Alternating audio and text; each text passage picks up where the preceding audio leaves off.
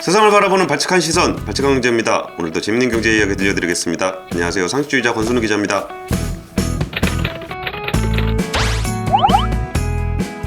거시의 계절이 돌아왔습니다. 대한민국 최고의 거시 해설자 신한은행의 오건영 부장님을 모셨습니다. 안녕하십니까? 네, 안녕하세요. 안녕하십니까?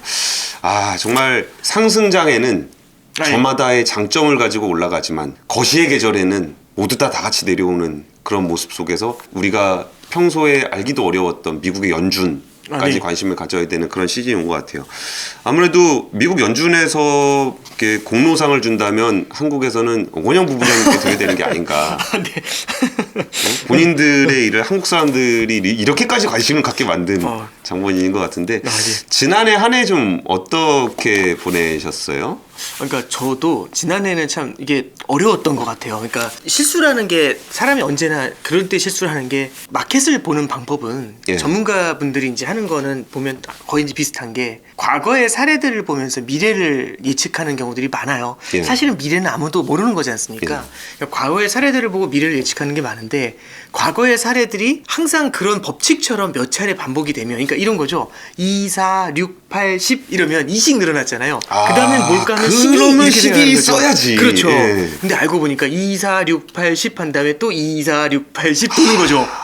몰랐던 거죠. 그럼 2, 4, 6 나올 때까지는 당황하고 그렇죠. 그다음에는 8. 네, 그렇죠. 그러니까 이제 저는 좀 그런 생각을 좀 해요. 뭐냐면은 작년에는 저도 참 쉽게 생각했던 것 중에 하나가 물가 상승세가 나타날 것이다 라는 얘기가 이제 나왔었죠. 인플레이션 얘기가 작년 초에 나오기 시작을 해요. 근데 저는 그때 생각을 했던 게 뭐였냐면은 인플레이션이 이제 통계적인 효과로 크게 튈 것이다. 이런 부분들이랑 강력한 경기 부양책의 효과로 일시적인 소비의 폭발이 나올 거니까 튈 것이다.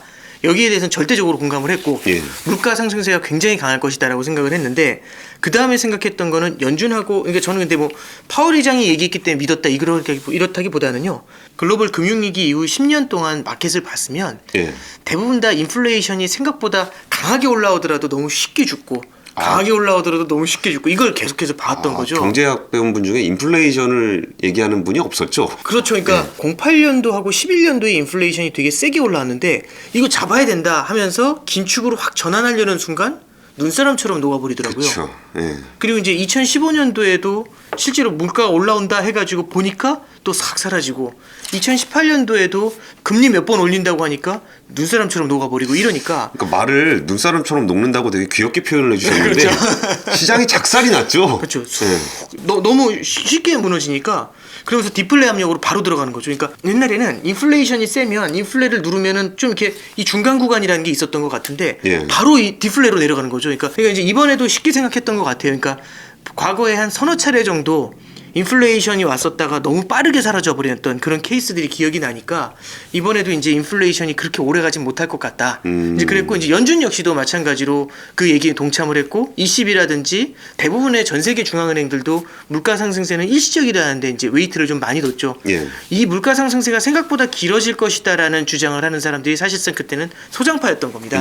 근데 이제 서머스라든지 LLE형 같은 분들이 이제 그런 쪽에서 이제 물가 상승을 이제 이게 생각보다 심상치 않을 거다라고 얘기를 했는데 확실히 그랬던 것 같아요. 과거의 사례들을 보면서 거기에 뭐라고 해야 될까요? 좀 이렇게 하나의 바이어스? 스테레오타입처럼 만들어지니까 이 물가 상승세가 이제 조만간 좀 사라지지 않겠나 이제 그런 생각들을 좀 많이 했고 그러다 보니까 통화 정책이라는 것 자체가 지금의 물가 상승세를 바라보면서 빨라지진 않을 것 같다. 파월 의장 같은 경우 작년 상반기에 금리 인상은 상상조차 하지 않는다. 이제 테이퍼링에 대해서도 테이퍼링을 할지 말지에 대한 논의를 하는 것부터 하겠다. 그쵸. 뭐 이런 얘기까지 하면서 말을 되게 어렵게 이제 섞어내면서 최대한 뒤에 할 것이다라는 그런 뉘앙스를 많이 풍겼고 첫 금리 인상은 2024년이나 되어야 가능할 것 같다. 이제 이런 얘기들이 이제 오갔었던 거죠. 그건 거의 뭐 그때 봐서 하겠다는 얘기랑 거의 비슷한 표현이었죠. 근데 이제 그게 작년 하반기부터 이 일시적이라는 물가 상승세 여기에 대한 인식이 바뀌어 나가기 시작을 합니다.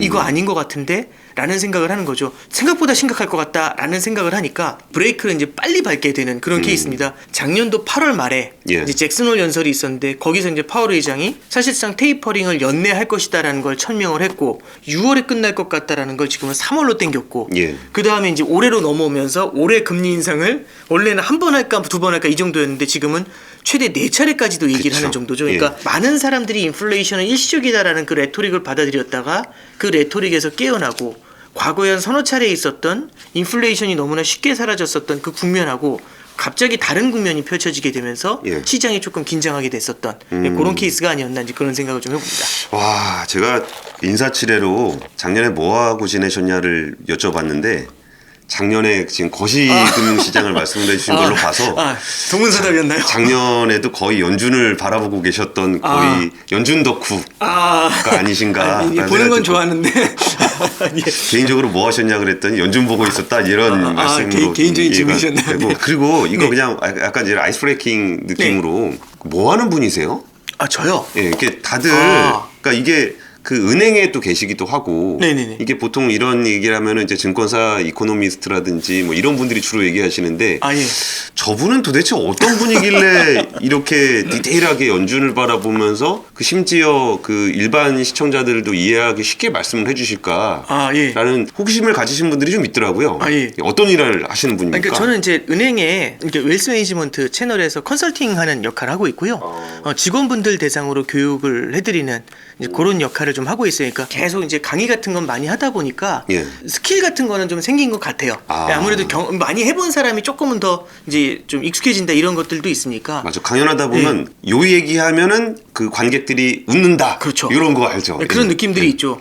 그러니까 화상으로는 그게 안 느껴져요. 맞아요. 화상 강의 벽에 대고 하는 거니까 그 느낌이 없는데 이 오프라인에서 하다 보면은 이분들이 어떤 부분에서는 좀 선호도가 그러면 이제 대중이 어떤 부분을 좋아하는지를 좀 느낄 수가 있는 그런 것들도 생겨날 수 있죠. 그래서 두 번째는 원래는 꿈이 이 은행원보다는 원래는 이제 고등학교 때 학원 선생님이 되게 하고 싶었어요. 네, 그래서 학원 선생님을 하고 싶었는데 왜 그랬냐면 이제 수학학원 선생님이 너무 잘 가르치는 거예요. 사람마다 너무 잘 번다가 나올 줄 알았는데 깐다 이런 거 있잖아요.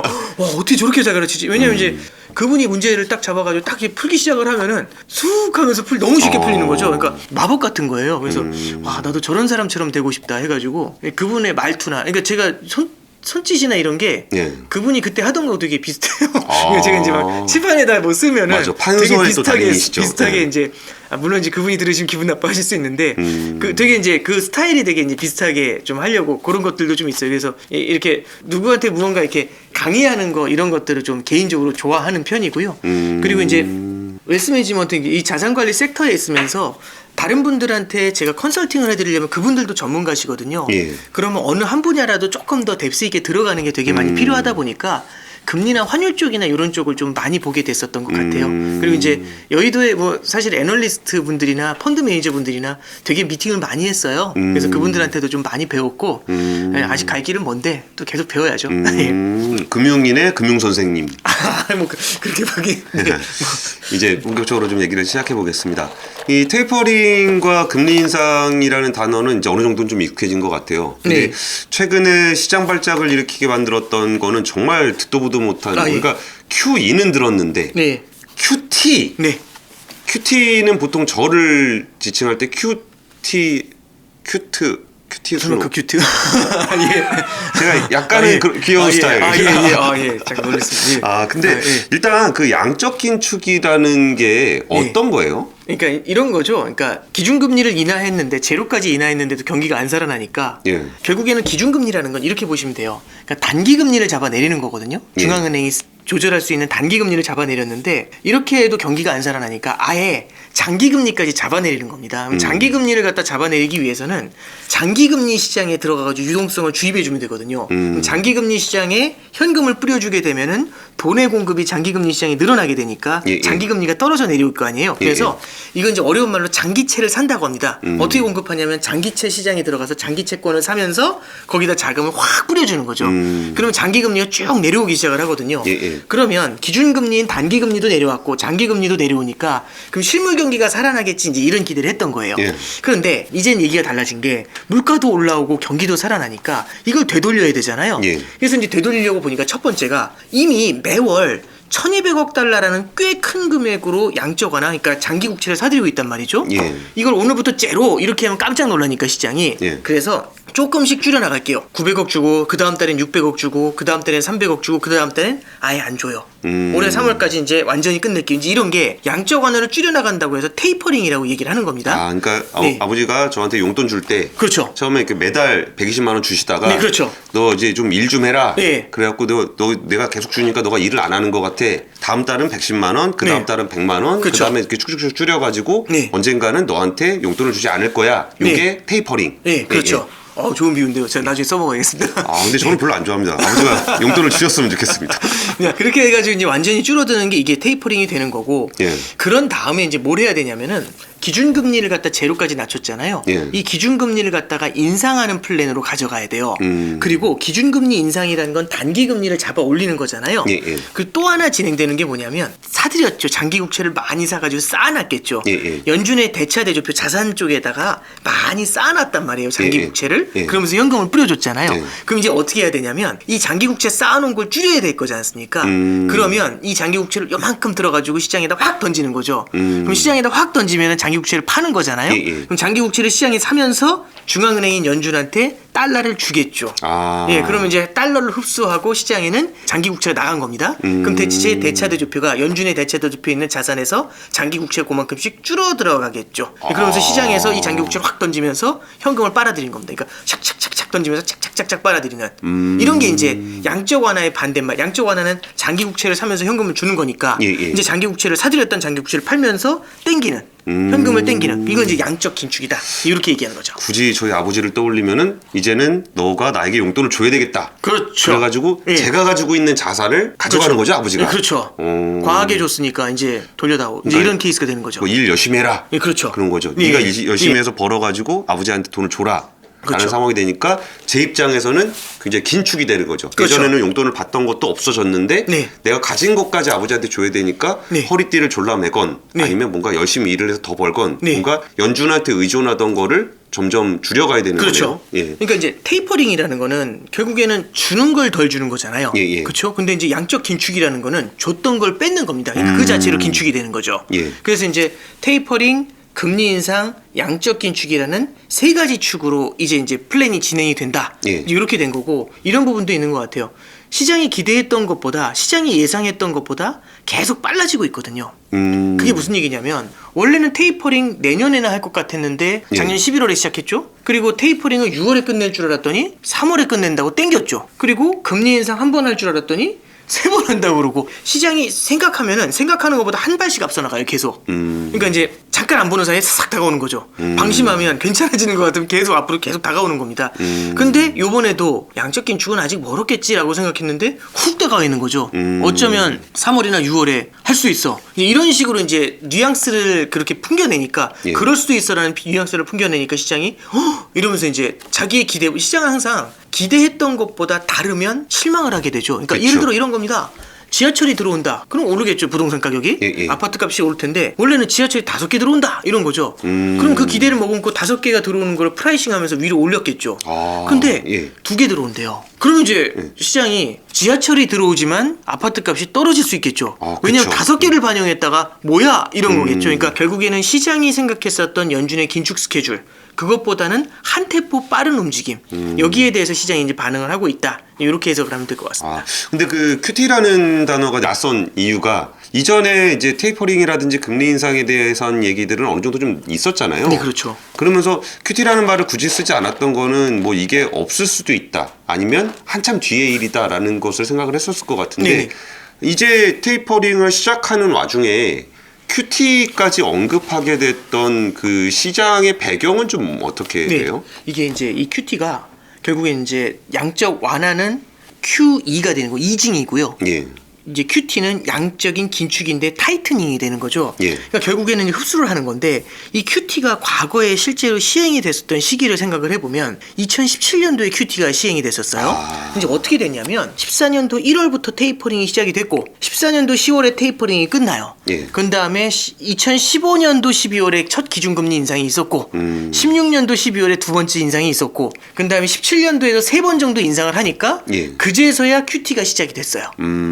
사실 첫 테이퍼링이 시작된 걸로부터 해서 14년도 1월에 시작을 했으니까 예. QT가 17년도 9월이면 3년 이상의 시간이 걸린 거잖아요. 예. 그러면 시장 입장에서는 아까 전에 말씀드렸던 것처럼 과거의 케이스들을 가지고 미래를 분석하는 경향이 과거에 이랬었다.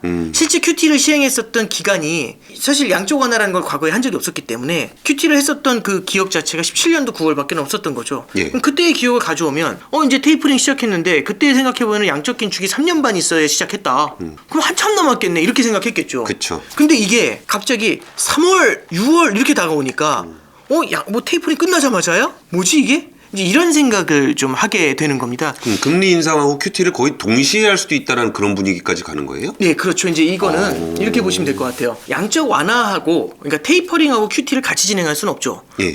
왜냐하면은 테이퍼링이라는 건 주는 걸 줄이는 거지 않습니까? 예, 예. 주면서 빨아들일 수는 없죠. 주면서 뺏을 수는 없으니까 이번에는 덜 주면서 빼서 이건 아니잖아요. 그러니까 다 끝낸 다음에 테이퍼링은 일단 끝낸 다음에 금리 인상을 하든 QT를 하든 예, 예. 양적 긴축을 하든 둘 중에 하나거든요. 근데 이제 금리 인상이라는 건 기준금리를 올리고 내리고 하는 겁니다. 예. 그럼 기준금리를 올리고 내리고 하는 과정은 초단기 금리가 기준금리거든요. 예. 이 기준금리를 올리고 내리고 해가지고 장기금리를 들었다 놨다 해줘야 되는데 이게 문제가 하나 있어요. 기준금리를 올린다고 해도 연준이 과거에 하도 많이 장기 국채를 사놔가지고 너무 많이 쌓아놓은 거죠. 예. 이게 꽤 무거워요. 그러니까 금리가 올라가려고 해도 하도 무거워가지고 올라가지 못하고 계속 눌려 있는 거죠. 그러니까 이제 이거 어떻게 하면 되지? 그러면 아니 이 많이 사놓은 걸 줄여줘야죠. 이 얘기를 하는 거죠. 그러면 줄여준다는 얘기는 기준금리 인상은 단기금리를 끌어올리는 겁니다. 예. 단기금리를 끌어올리면서 장기금리에 영향을 줘서 얘도 끌어올라가도록 조절을 하고 싶은 거예요. 예. 근데 이게 생각보다 많은 연준에서 하도 많은 양적 완화를 사놓으니까 장기 국채를 너무 많이 사놓으니까 이걸 끌어올린다고 해도 얘가 반응을 안 하는 거죠. 멍하고 있는 거죠.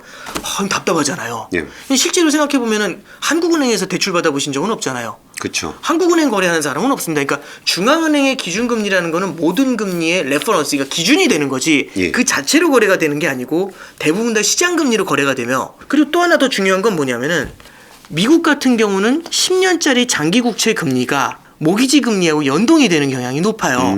그러면은 장기국채 금리가 굉장히 중요하거든요. 실물 경제에서. 예. 그러면 자 보시죠. 단기금리 기준금리를 암만 끌어올려도 장기금리가 멍 때리고 있으면 금리 인상의 효과가 생각보다 약할 수 있죠. 그러면 얘 어떻게 건드릴 거야? 하니까 단기 기준금리를 끌어올리면서요. 근데 효과가 없잖아. 그러면 직접 들어가서 할게요. 그 얘기는 뭐냐면 얘를 갖다가 직접 장기국채 이게 쌓아놓은 거를 팔면서 현금을 땡기는 겁니다. 예, 그래가지고 장기금리, 그럼 이제 장기금리 시장에서 현금이 빠져나가니까 유동성이 줄어드니까 예. 자금의 공급이 줄어들면 돈의 값인 장기금리가 올라가겠죠. 그래서 단기금리하고 장기금리가 이제 같이 올라가게 하는 그렇게 해서 인플레이션을 제압하려는 이제 그런 이제 취지로 이해를 하면 되겠죠. 그러니까 QE 같은 경우는 이제 장기 금리를 누르기 위해서 했던 거고, 네. 금리는 단기 금리랑 관련이 있는 거고, 그렇죠. 그러니까 QE랑 QT를 같이 할 수는 없지만, 네. 금리와 QE, QT를 같이 할 수는 있는 그렇죠. 그런 거죠. 그리고 네. 사실 그 기준금리를 가지고 움직이려고 했었는데 단기금리를 움직였던 이유가 사실 장기금리를 같이 네. 영향을 주길 바랬던 건데 네. 영향을 줄 수 없는 이유가 장기채 자산이 너무 많아서 그렇죠. 그런 거니까 얘를 줄이면서 이 기준금리의 효과를 높여주는 네, 그렇죠. 그런 효과가 네, 있는 것 같이 같아요. 가는 방법을 쓰는 거죠. 네.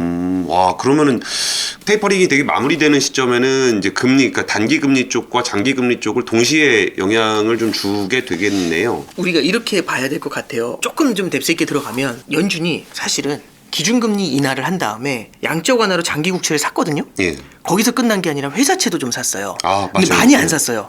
200억 달러 정도 샀어요. 정확한 금액까지 지금 그게 중요한 게 아니니까 200억 달러 정도 샀어요. 자, 그러면 회사채 사는 프로그램을 중단할 때도 예. 200억 달러를 샀으니까 조금씩 사고 있었을 거 아니에요. 예. 원래대로라면 양적 완화처럼 한다면은 테이퍼링부터 해야죠. 그쵸. 덜 사면서 줄여야 되는데 그게 아니라 워낙 규모 사이즈가 작으니까 테이퍼링 같은 거 없이 이제 안 사. 이렇게 해서 이제 더 이상 안 샀죠. 예. 그런 다음에 예. 작년 1, 2월에 사들였던 회사채를 다 매각을 해버렸어요. 양적 긴축이죠. 예. 그러니까 사들였던 회사채를 다 팔아버린 거죠. 작년 1, 2월에 이미 팔아버렸어요. 예. 그러면 회사채 프로그램에 있어서는 양적 긴축을 이미 다 끝내버렸어요. 그러면 금리 인하, 장기국채 매입, 회사채 매입 이거였잖아요. 예. 그럼 이거 되돌리려면 회사채 매각, 예. 장기국채 매각 그거 한 다음에 금리 인상을 하는 게 순이에요. 원래는. 그쵸. 원래는 그렇게 가야 예, 돼요. 예, 역순으로 돌린다면. 그런데 장기국채가 너무 많아요. 그쵸.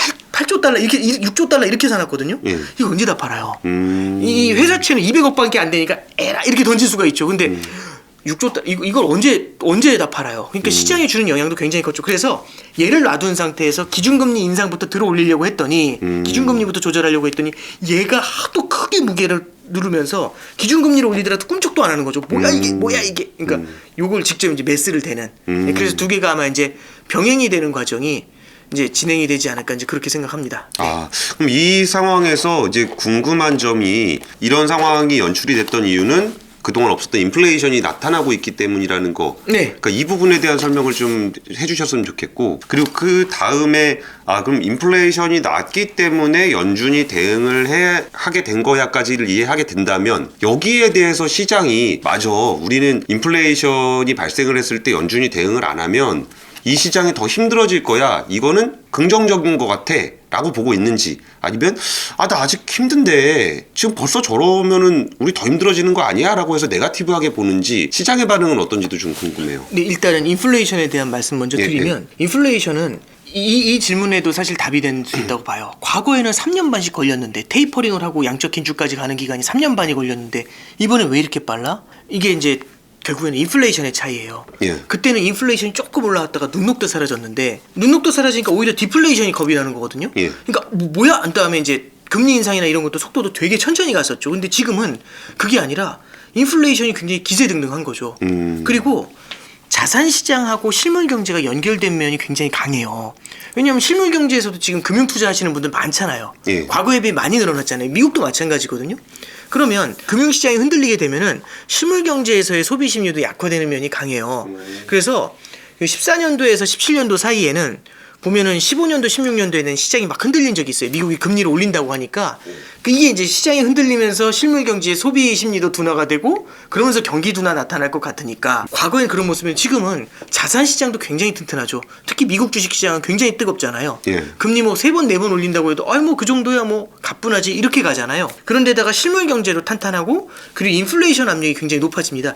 인플레이션이라는 건 결국에는 연준이 바라보는 장기적인 시계열에서는 굉장히 큰 악재가 될 수 있어요. 디플레이션이 겁났을 때는 인플레이션을 어떻게든 만들고 싶었는데, 이 인플레이션이 고질병처럼 되는 거는 원하지 않는 거죠. 인플레이션이 고질병이 되면 이런 겁니다. 연준이 무언가 경기가 안 좋아요. 부채도 많아가지고 경기도 안 좋아지면은 빠르게 경기 부양을 하려고 돈을 많이 풀어줘야 되거든요. 돈을 마음대로 막 풀어줘도 여태까지는 문제가 없었어요. 왜냐? 물가가 올라가질 않으니까 돈을 많이 풀면 화폐 가치가 폭락을 하는 게 문제거든요. 근데 물가가 오르질 않고 물가가 가만히 있으니까 화폐 가치가 유지가 되는 거예요. 그러니까 연준이 자신 있게 돈을 풀 수가 있었거든요. 근데 이제 얘기가 달라집니다. 연준이 돈을 풀려고, 뭔가 실물 경기가 안 좋은 것 같아 돈을 풀려고 딱 보니까 뒤에서 인플레이션이 확 올라가가지고 뒤를 핥혀버리는 거죠.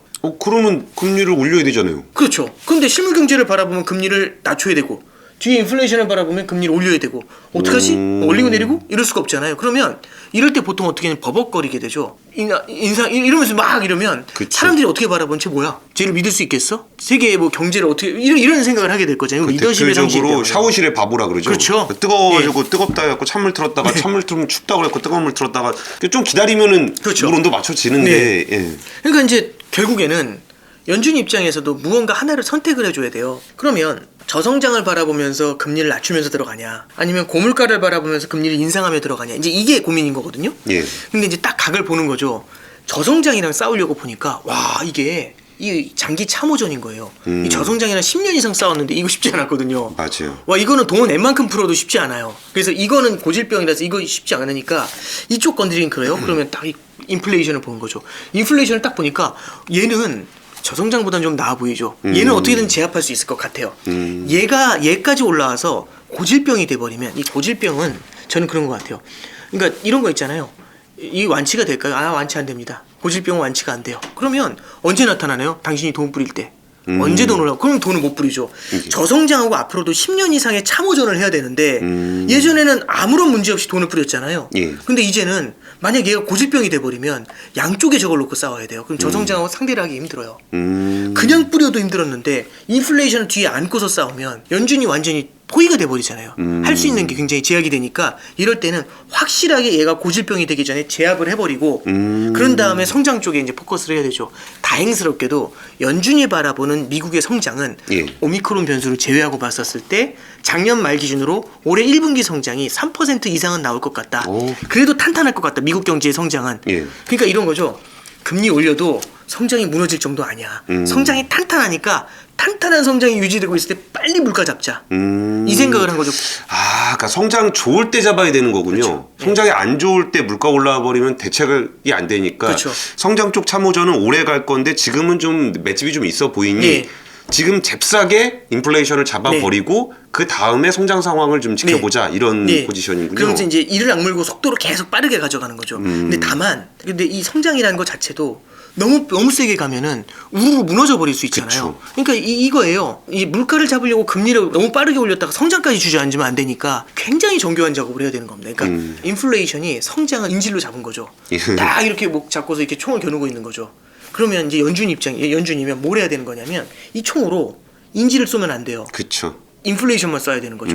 인플레이션만 발라내야 되거든요. 근데 연준의 총이라는 게 거의 산탄총 분위기 아닙니까? 그렇죠. 거기? 그러니까 금리 인상이라는 거는 예. 것이잖아요. 것이. 그러니까 금리 인상은 기자님한테는 0.25%, 저한테 0.5%, 사람마다 다르게 할 수가 없어요. 그쵸. 다 똑같이 적용이 되잖아요. 0.25 올린 다음 모두가 0.25 이렇게 되잖아요. 그러니까 쓸 수 있는 총은 바주카포인데 큰 건데 얘로 발라내서 정밀 타격을 해라. 그러니까 이제 이게 쉽지 않은 미션이 되는 거죠. 그럼 어떻게 하냐면 이제 연준 입장에서도 너무 과감하게 가지 않고 일단 조금씩 시장이 기대하는 것보다 간 보는 겁니다. 금리 인상해 볼게요. 한 번 인상 그랬더니 시장이 하다가 괜찮아 보여요.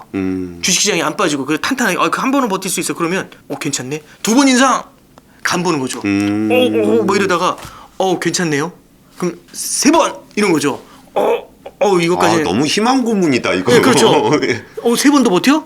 양적 긴축. 그러니까 하다가 괜찮은 것 같으면 이제 막 다가오는 거죠. 근데 양적 긴축은 그건 좀 부담스러운데 그러면 이제 조금 천천히 이런 거죠. 최근에 장이 이제 바이더 딥이라는 걸로 이제 돌아서는 걸 보면서 이제 느끼는 건 뭐냐면 시장은 기대를 하는 게 너무 많은 것 같아요. 이제 어떤 기대를 하는 거냐면. 그러니까 안 주냐 못 주냐는 거거든요. 안 주냐 주지 않고 있는 거냐 못 주는 거냐 이런 거죠. 자꾸 나한테 의존하면 너는 자생을 할 수가 없어. 예. 연준이 언제까지 돈 줘? 못 줘. 이제 안 줄 거야. 이거 안 주는 거거든요. 예. 그럼 이제 마음속으로 어떤 생각하시면 할 수 있냐면 내가 힘들어지면 주겠네. 그죠. 최악의 경우까지 가진 않을 거야라는 그렇죠. 거죠. 예. 내가 죽을 것 같으면 주겠네. 이게 안 주는 거거든요. 그럼 기대를 할 수 있죠. 예. 결국엔 넌 줄 거잖아. 이 생각을 할 수 있거든요. 예. 못 주는 건 다르죠. 안 주는 케이스는 전화라도 계속하면서 그 집 앞에 가서 무릎 꿇고 있죠. 근데 못 주면 기대할 게 없는 거죠. 맞아요. 예, 그러니까 이제 시장에서는 그런 생각을 좀 하고 있는 것 같아요. 뭐냐면은 파월 의장이 이제 그런 얘기를 하는 거죠. 양적 긴축에 대해서도 조금 천천히 갈 수 있다. 올해 후반부에나 이런 이제 비슷한 뉘앙스, 물론 결정된 건 없지만 예. 뭐 레이터라는 표현을 썼거든요. 오늘 새벽 같은 경우 그런 표현을 딱 듣고선 시장이 역시 그래도 세게 안 하네. 이제 이런 생각을 할 수 있는 거죠. 그러니까 이런 거예요. 뭐 이제 저를 항상 이뻐하시던 이제 직장 상사나 아니면 예. 선생님이나 저를 항상 너무 이뻐하셨던 거죠. 그러니까 저만 보면 항상 막 다 베풀어 주고 싶어 하시고 저만 보면 항상 웃으시고 제가 많이 까부는 거죠. 근데 어느 날부터인가 제 버릇을 고치시려고 하시는 건지 아니면 진짜 능력이 안 되는 건지 모르겠는데 표정이 굳어 계시는 거예요. 아무리 농담을 하고 해도 뭐 아는 체도 안 하시는 거죠. 정색하시는 거지. 예. 근데 이제 레이터라는 그 단어가 양적 긴축 올해 후반부 정도 이런 얘기가 뭐하고 똑같냐면 그분의 입꼬리가 살짝 올라간 게 보인 거예요. 제가 말하는데 이번에는 살짝 입꼬리가 올라간 게 보인 거예요. 그 입꼬리가 올라간 걸 바로 간파하잖아요. 예. 얼마나 기분이 좋아지겠어요. 그치. 맞다. 그러니까 감정적으로 완전히 틀어진 건 아니다. 그렇죠. 예. 예, 그러니까 이제 그런 희망들을 찾고 있는 겁니다. 그래서 연준이 어쩌면 생각보다 이제 이런 거죠. 그러니까 계속 이제 이 페이스에서 지금은 시장이 왔다 갔다 하는 것 같아요. 뭐냐면은 세게 온다. 예. 그럼 이제 겁을 먹다가 아니야 그 정도는 못 할 것 같은데 설마 그렇게 가겠어? 아니야 세게 오네. 설마 세게 오네. 설마 세게 오네. 이 꼴이 올라갔다. 이제 이런 얘기를 이제 계속해서 하면서 그 흐름에 맞춰가지고 시장이 같이 이제 움직이는 그런 모습들이 좀 최근에 좀 나타나는 것 같습니다. 그러니까 지금 어떤 시장의 반응이라는 것을 가지고 제가 아까 드렸던 질문 중에 연준의 이 포지션에 대해서 어떻게 생각하느냐 이거에 대해서 시장의 반응이라는 것도 답이 될 수는 있을 것 같긴 해요. 근데 네.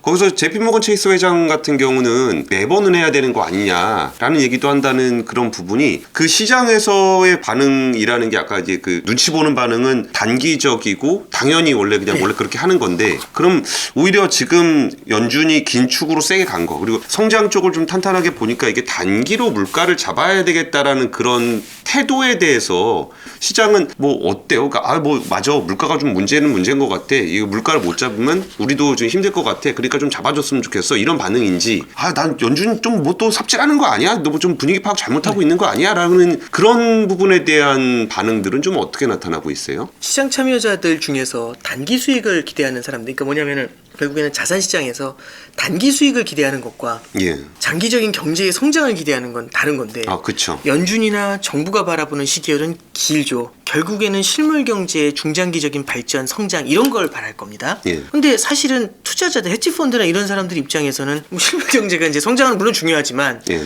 그것보다는 자산의 오늘, 수익이 훨씬 더 중요한 거죠. 그러면 애들의 입장에서 따지면 지금 게임하지 않고, 자, 게임기 압수한다. 예. 공부해. 그러면 나중에 너 대학 가면 너희 앞에 밝은 미래가 펼쳐질 거야. 예. 이런 얘기를 할 수 있는 거잖아요. 긴축을, 게임 긴축을 하는 거잖아요. 예. 그러면 이제 애들이 그렇다. 장기적인 나의 발전을 위해서 게임 긴축은 좋은 거다. 예. 이렇게 인식을 할까? 그게 아니라 게임 안 시켜준다. 이거 말이 되냐?